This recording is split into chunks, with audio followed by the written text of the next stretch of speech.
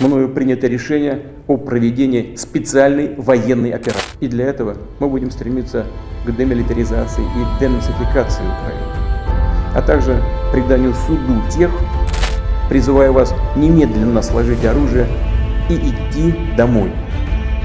Поясню. Все военнослужащие украинской армии, которые выполнят это требование, смогут беспрепятственно покинуть зону боевых действий и вернуться к своим семьям. Кто бы ни пытался помешать нам, а тем более создать угрозы для нашей страны, для нашего народа, должны знать, что ответ России будет незамедлительным и приведет вас к таким последствиям, с которыми вы в своей истории еще никогда не сталкивались. Мы готовы к любому развитию событий.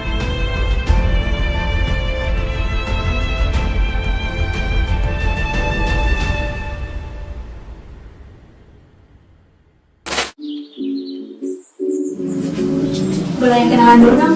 Perkenalkan semua, nama aku Krista dari Fakultas Matematika dan Ilmu Pengetahuan. Aku Veronica Megena, biasa dipanggil Vika, dan aku dari Fakultas MIPA.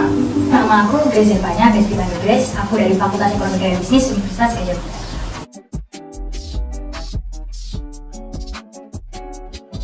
Nggak terlalu sih. Lumayan tahu. Cukup tahu sih, cuma kalau ngikutin nggak gitu. Dulu itu Ukraina sama Rusia itu tergabung ke satu negara namanya Uni Soviet gitu. Terus habis itu Ukraina itu yang kayak keluar duluan gitu dari Uni Soviet, dan Rusia itu sebagai yang aku tahu kan region terbesar dari Uni Soviet ini ya. Nah, Rusia ini kayak mau mempertahankan Ukraina ini karena Ukraina itu punya banyak potensial di dalamnya. Sekarang ini Ukraina itu lebih dekat ke Eropa atau ke NATO. Nah, Rusia itu kayak saya kesana kayak nggak terima gitu nggak sih?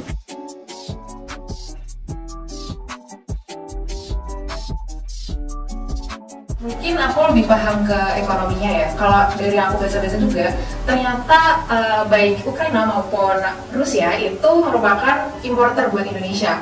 Di situ juga berperan dari minyak mentahnya, dan di situ cukup mempengaruhi Indonesia. Kalau dari politik, aku belum terlalu paham gitu. Kalau untuk politik global yang aku tahu pastinya perdamaian dunia bakal terganggu. Dan Rusia juga tentunya kayak pabrik dari banyak industri di dunia, dan mereka tuh jadi supply banyak itu. Jadi kalau misalkan terganggu, jadi banyak impor dan ekspor dunia yang terganggu, dan juga dampaknya bisa ke inflasi nilai rupiah juga, dan nilai kurs mata uang di banyak negara. Mungkin aku kalau politik kurang tahu ya, tapi karena prodi kuliah terus lebih bahas ekonomi.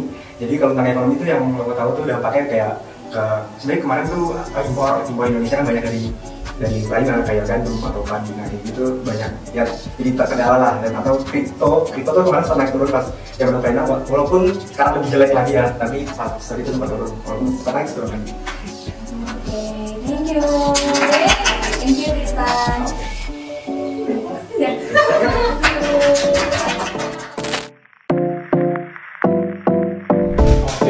Jadi sebenarnya konflik Rusia dan Ukraina kali ini bukannya tidak diduga-duga, melainkan lebih merupakan sebuah sequel gitu ya dari aneksasi Crimea pada tahun 2014. Crimea kan merupakan bagian dari Ukraina. Jadi bisa dibilang Ukraina itu merupakan halaman belakang atau sphere of influence dari Rusia karena kedekatannya secara geografis yang berbatasan langsung dengan Rusia, dan juga secara politik gitu. Biasanya pemimpinnya secara tradisional selalu pro-Rusia. Dan pada tahun 2014 terjadi demonstrasi Euromaidan, itu demonstrasi pro-Uni Eropa, dan itu yang menjatuhkan presiden pro-Rusia pada waktu itu, Presiden Viktor Yanukovych. Dan semenjak kejatuhan Presiden Yanukovych tersebut, Ukraina menjadi semakin dekat dengan Barat. Nah, perkembangan ini dilihat Putin sebagai suatu ancaman, dan dia berusaha kemudian mengamankan salah satu daerah yang memiliki nilai strategis besar bagi Rusia, terutama secara militer, dan juga memiliki populasi Rusia yang besar, yakni aneksasi Crimea.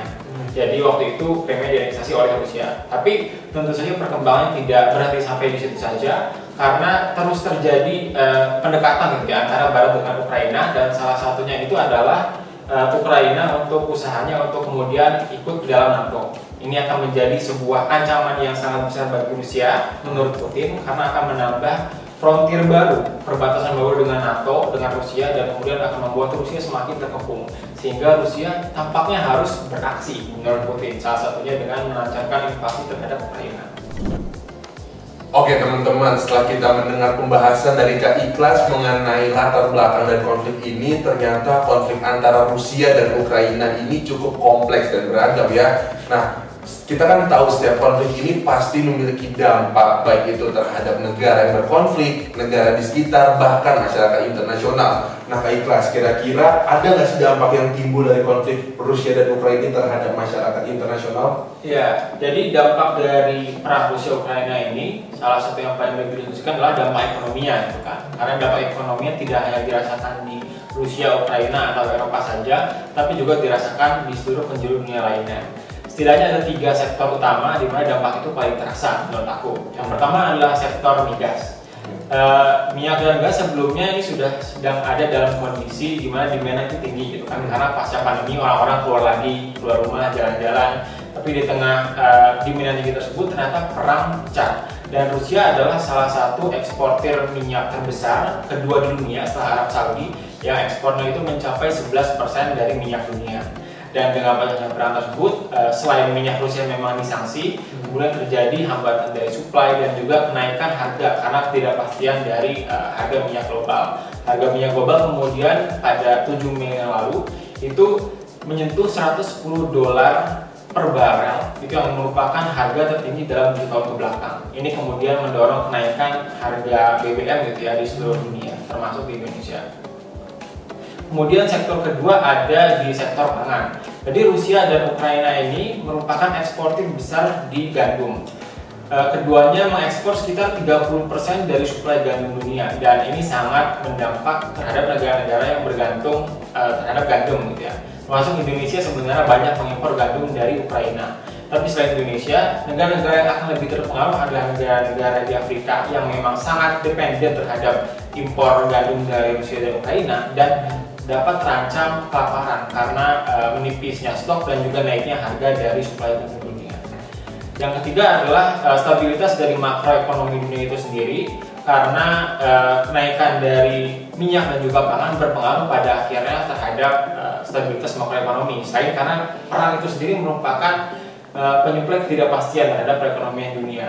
Jadi yang pasti kita lihat adalah inflasi yang semakin naik, inflasi yang sudah semakin panas akibat berjalan ekonomi kembali setelah pandemi, ini diperparah dengan perang Rusia dan Ukraina yang menambah naik inflasi di berbagai negara di seluruh dunia. Selain itu, ekspektasi dari pasar saham, dari stock market di seluruh dunia juga sedang jatuh-jatuhnya, selain karena bubble yang berkembang, dan itu kemudian menyebabkan ya kerugian dari banyak orang, tidak hanya di Rusia dan Ukraina tapi di seluruh dunia. Wah, ternyata dampak dari konflik Rusia dan Ukraina ini cukup banyak ya, berdampak terhadap sektor penting ekonomi dunia. Kalau aku boleh coba ulang lagi dari penjelasan Kak Ikhlas tadi, konflik Rusia dan Ukraina berdampak terhadap kenaikan harga migas, ancaman suplai pangan, serta instabilitas makroekonomi dari dunia.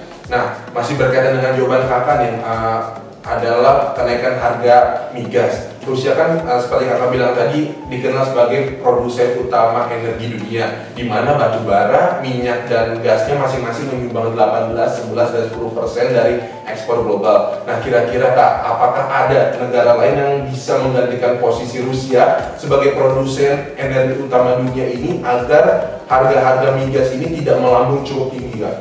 Oke. Jadi kalau pertanyaannya bisa atau enggak, sebenarnya bisa gitu. Tapi apakah negara-negara tersebut mau gitu? Karena masalahnya harga yang tinggi justru banyak menguntungkan negara-negara produsen migas tersebut gitu kan. Misalnya di minyak aja, kan produsen terbesar minyak itu bukan Rusia, tapi negara-negara OPEC gitu, yang merupakan kumpulan negara-negara produsen minyak. Nah, di tengah pecahnya konflik Rusia dan Ukraina tersebut, OPEC ini tidak ingin meningkatkan produksinya gitu kan. Bahkan setelah diminta oleh Amerika Serikat, tapi mereka nggak mau meningkatkan produksinya. Kenapa ya? Karena tadi harga dari minyak yang tinggi itu pada akhirnya menguntungkan mereka juga gitu.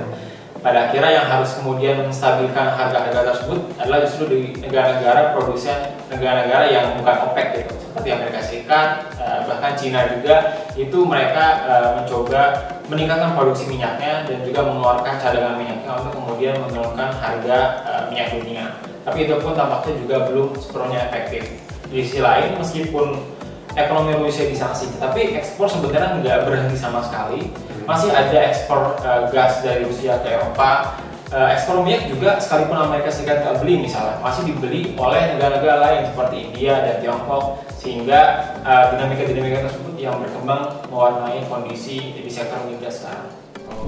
Wah teman-teman, ternyata setelah kita ulik lebih dalam nih, banyak banget dampak yang timbul akibat konflik antara Rusia dan Ukraina. Nah Kak, apakah sampai saat ini sudah ada sanksi yang diberikan oleh negara-negara lain akibat Rusia yang menginvasi Ukraina?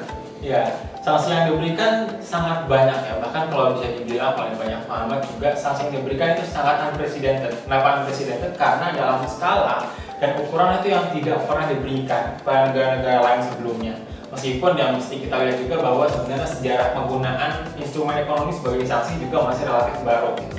Negara-negara yang banyak menyanksi Rusia itu aja adalah negara-negara barat seperti Amerika Serikat, Uni Eropa, New Zealand, dan juga Australia.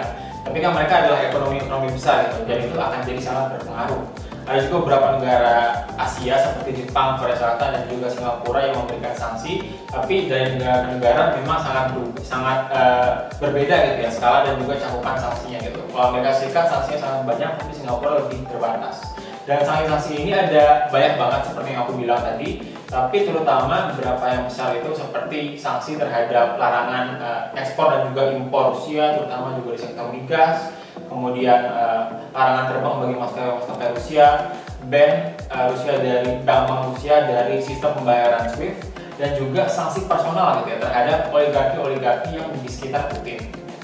Dan sanksi ini kemudian sangat berpengaruh terhadap ekonomi Rusia, setidaknya dalam jangka pendek gitu ya. Ekonomi Rusia langsung jatuh, mata uangnya rubel, dan juga ekspor-impor hampir terhenti. Tapi kemudian dalam perkembangan beberapa bulan kemudian, gitu, seperti yang kita lihat di April Mei sekarang, ekonomi Rusia ternyata masih bisa membaik kembali gitu, karena ada beberapa aspek terutama mata uang itu yang dapat kemudian di backing gitu oleh simpanan devisa dari Rusia, dan itu kemudian masih membuktikan bahwa Rusia memiliki ketahanan ekonomi sebagai suatu fortress ekonomi yang memang memisahkan dia dari dunia lainnya.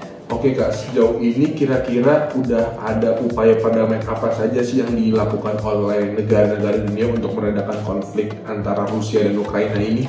Ya, upaya perdamaian itu sebenarnya sudah dimulai ya sejak awal Maret. Jadi ada beberapa kali negosiasi di berbagai tempat. Waktu itu negosiasi pertama kali sempat di perbatasan Belarusia dan Ukraina, perwakilan dari kedua belah pihak bertemu. Terus kemudian sempat bertemu juga di Istanbul dan di beberapa kesempatan lainnya. Meskipun Putin dan Zelensky belum pernah ketemu langsung ya, tapi sudah ada langkah-langkah menuju gencatan senjata atau negosiasi perdamaian tersebut. Tapi sejauh ini meskipun sudah beberapa kali dilakukan negosiasi, belum terwujud suatu konsensus gitu kan, kira-kira perdamaian seperti apa gitu yang diinginkan oleh kedua belah pihak. Mungkin dinamika ini juga merefleksikan bagaimana ya dinamika di lapangan masih terus berkembang gitu kan. Belum ada kemenangan yang pasti dari sisi Rusia ataupun Ukraina, dan oleh karena itu kedua belah pihak masih nggak mau ngalah gitu kan, masih melihat gimana pertempuran ini akan terus berjalan. In the meantime, yang harus dilakukan adalah seperti yang dilakukan oleh Presiden Macron dan Erdogan misalnya, tidak memutus secara langsung 100% komunikasi dengan Presiden Putin dengan Rusia, tapi tetap membuka channel-channel diplomasi sehingga jika kemudian hari bisa diwujudkan perdamaian, semoga segera gitu kan, itu bisa segera dilakukan. Nah sejauh ini apakah Indonesia turut berperan aktif nih Kak dalam meredakan konflik antara Rusia dan Ukraina? Indonesia juga termasuk negara yang sudah turut menyerukan untuk perdamaian gitu ya. Termasuk dalam kerangka G20, Jokowi sudah sempat berbicara dengan Putin maupun Zelensky. Tapi kalau kita bisa lihat sikap Indonesia ini lebih general aja, dia nggak point fingers misalnya ini adalah kesalahan Rusia, ini adalah invasi Rusia, tapi lebih bagaimana ke semua pihak bisa menahan kekerasan, menahan peperangan sehingga kemudian bisa diwujudkan perdamaian. Di sisi lain sebenarnya kepentingan Indonesia juga ada dalam mewujudkan perdamaian ini, karena kan Indonesia sekarang jadi presidensi G20 gitu kan. Dan G20 ini mendapatkan banyak penolakan dari Barat jika Rusia kemudian hadir. Nah, untuk bagaimana kemudian perdamaian diwujudkan, salah satunya agar G20 ini bisa tetap berjalan dengan lancar. Wah teman-teman, setelah berdiskusi panjang lebar dengan Kak Ikhlas, aku bisa simpulin bahwa ternyata sejarah konflik antara Rusia dan Ukraina ini sudah berlangsung sejak lama, yaitu sejak tahun 2014. Lalu juga konflik yang berkepanjangan ini telah menjadi sorotan dunia nih, karena telah memberikan dampak yang cukup besar bagi perekonomian dunia. Dan terakhir, upaya perdamaian sebenarnya sudah dilakukan, tapi sampai saat ini masih belum diputuskan kesepakatan antara kedua negara untuk mengakhiri konflik yang sedang terjadi. Terakhir nih Kak, harapan dari Kakak terhadap konflik ini apa nih Kak? Harapan aku yang paling pertama itu adalah penyelesaian konflik yang cepat ya, karena bagaimanapun perang adalah hal yang buruk yang menyebabkan ya pertumpahan darah dari pihak Rusia maupun Ukraina, penderitaan yang tidak perlu, dan juga dampak-dampak ekonomi yang kita rasakan secara global. Tapi selain juga perdamaian yang cepat, aku juga berharap sebenarnya konklusi dari konflik ini itu nggak cuma sekedar gencatan senjata aja, tapi memang suatu closure ya istilahnya, yang kemudian bisa mencegah adanya konflik-konflik antara Rusia dan Ukraina di masa-masa yang akan mendatang.